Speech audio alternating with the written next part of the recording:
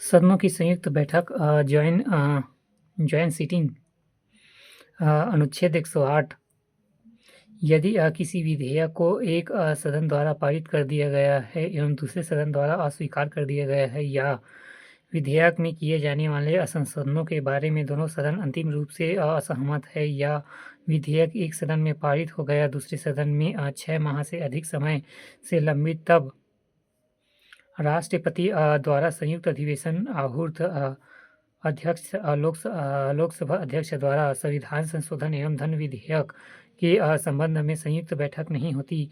लोकसभा तथा राज्यसभा दोनों सदनों की अब तक 3 बार संयुक्त बैठक हुई है। पहली संयुक्त बैठक 1961 में हुई थी दहेज प्रतिषेध अधिनियम के लिए। दूसरी संयुक्त बैठक बैंककारी सेवा आयोग एवं नेशन बिल का पारित करने के लिए 1978 में। तीसरा संयुक्त बैठक आतंकवाद गतिविधि विरोध बिल को पारित करने के लिए 2002 में। संसदीय समितियां, इन्हें मुख्यतः निम्न श्रेणियों में बांटा जाता है। क वित्तीय समितियां जैसे प्रकलन समिति, लोक लेखा समिति एवं सरकारी उपक्रमों समिति। ख विभागों से संबंध स्थायी समितियां, इनकी संख्या 24 है। इनमें से प्रत्येक में 31 सदस्य होते हैं। 21 लोकसभा से तथा 10 राज्यसभा से कार्यकाल 1 वर्ष।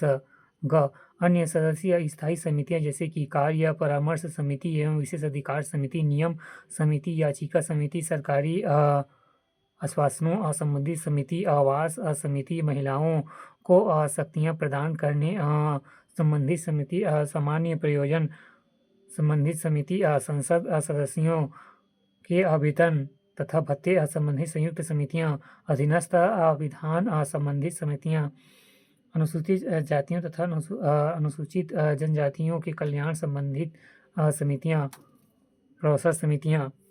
घ तदर्थ समितियां जैसे कि संसद सदस्य, स्थानीय क्षेत्र विकास योजना संबंधित समिति, आचार संहिता समिति।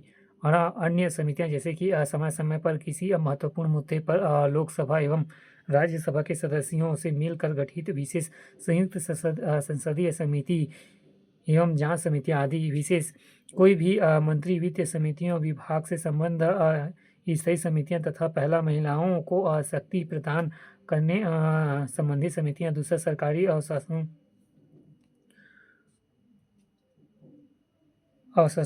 संबंधित समितियां। तीसरा याचिका समिति। चौथा अधीनस्थ विधान संबंधित समिति। पांचवा अनुसूचित जातियों तथा अनुसूचित जनजातियों के कल्याण संबंधित समिति के में निर्वाचित अथवा नाम निर्देश किए जाने के लिए पात्र नहीं। मुख्य समितियां लोक लेखा समिति 22 सदस्य एवं निर्वाचन द्वारा 15 लोकसभा एवं 7 राज्यसभा से कोई मंत्री सदस्य नहीं। अध्यक्ष की नियुक्ति लोकसभा अध्यक्ष द्वारा एवं लोकसभा का सदस्य ही अध्यक्ष होता है। कार्यकाल 1 वर्ष के लिए। कार्य भारत सरकार के विनियोग लेखे, राज्यों के लेखा विवरण एवं स्वायत्त एवं अर्ध स्वायत्त निकायों के लेखाओं के विवरण की जांच करना, उन पर नियंत्रण तथा महालेख परीक्षक के प्रतिवेदन की समीक्षा करना। रिपोर्ट समिति की अध्यक्षा द्वारा लोक सभा अध्यक्ष को पेश की जाती है। प्रकलन समिति सदस्य कुल 30 सदस्य, सभी लोकसभा से। कार्यकाल 1 वर्ष। कार्य बजट प्रकरणों से संबंधित नीति से संगत क्या मितव्ययता, संगठन में सुधार, कार्य कुशलता या प्रशासनिक सुधार किए जा सकते हैं, इस संबंध में प्रतिवेदन करना। उपरोक्त दोनों समितियां सार्वजनिक वित्त के ऊपर संसदीय नियंत्रण को रद्द करती है। लोक उपक्रम समिति सदस्य कुल 22, लोकसभा 15, राज्यसभा 7। कार्य सार्वजनिक उद्योग के प्रतिवेदन लेखा, उन पर CAG रिपोर्ट का विवरण एवं उनकी कार्यकुशलता व स्वायत्तता संबंधित जांच। संसदीय प्रस्ताव कटौती प्रस्ताव बजट संबंधित अनुदानों की मांग पर चर्चा के दौरान किसी मांग की राशि कम करने के प्रस्ताव लाया जा सकता है। ऐसे प्रस्तावों को कटौती प्रस्ताव कहते हैं। कटौती प्रस्ताव पारित होने का अर्थ है शासन के विरुद्ध अविश्वास, अंततः मंत्रिमंडल को त्याग पत्र देना पड़ता है। यहाँ लोकसभा में ही प्रस्तुति किया जा सकता है। अविश्वास प्रस्ताव यह लोकसभा में ही प्रस्तुत किया जा सकता है। इसके पारित हो जाने पर सरकार को त्यागपत्र देना पड़ता है। अविश्वास प्रस्ताव के लिए आधारभूत कारण देना आवश्यक नहीं है। लोकसभा में अविश्वास प्रस्ताव प्रस्तुत करने के लिए नियमों को अग्रहता की कोई शर्तें एवं निर्धारित नहीं की गई है। राज्यसभा किसी अविश्वास प्रस्ताव को ग्रहण करने के लिए सशक्त नहीं है। विश्वास प्रस्ताव लोकसभा में सरकार लाती है। सदन में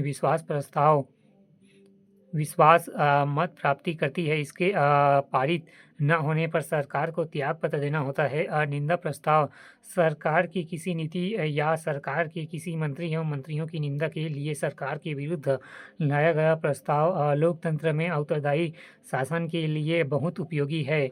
ध्यान आकर्षण प्रस्ताव अध्यक्ष की अनुमति से जब कोई संसद सार्वजनिक हित की दृष्टि से सार्वजनिक महत्व के किसी विषय पर किसी मंत्री का ध्यान आकर्षित करता है तो उसे ध्यान आकर्षण प्रस्ताव कहते हैं।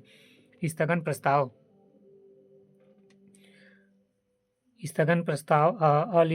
अविलंबनीय प्रकृति के किसी विशेष एवं महत्वपूर्ण मामले पर चर्चा के लिए प्रस्ताव। यदि देश में कोई विशेष घटना घटित हो जाए तो विशेष स्थिति आ जाए तो संसद सदस्य संसद की वर्तमान कार्यवाही को स्थगित कर उस विशेष घटना या स्थिति पर विचार करने का प्रस्ताव कर सकता है। इसे कार्य स्थगन प्रस्ताव या काम रोको प्रस्ताव कहते हैं। यह प्रस्ताव सदन में किसी भी सदस्य द्वारा लाया जा सकता है और इसमें सरकार की निंदा का भाव होता है। इसका उद्देश्य लोक महत्व के विषय पर सरकार का ध्यान आकर्षित कराना है। विशेष अधिकार प्रस्ताव यदि कोई मंत्री तथ्यों को छिपाकर संसद सदस्यों का विशेष अधिकार का उल्लंघन करता है तो कोई भी संसद सदस्य उस मंत्री के विरुद्ध विशेष अधिकार प्राप्त प्रस्ताव कर सकता है। धन्यवाद प्रस्ताव राष्ट्रपति के अभिभाषण पर धन्यवाद देने के लिए दोनों सदनों में रखा जाता है।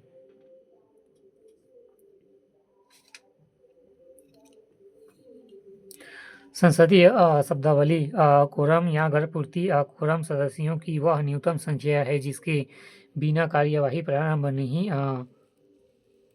नहीं हो सकती। भारतीय संसद में परिप्रेक्ष्य में यह सदन के सदस्यों की कुल संख्या का 10वां हिस्सा है। हंग पार्लियामेंट एवं असेंबली त्रिशंकु सदन ऐसे लोकसभा विधानसभा जिसमें किसी भी दल को स्पष्ट बहुमत प्राप्त न हो हंग पार्लियामेंट एवं असेंबली या त्रिशंकु सदन कहलाती है।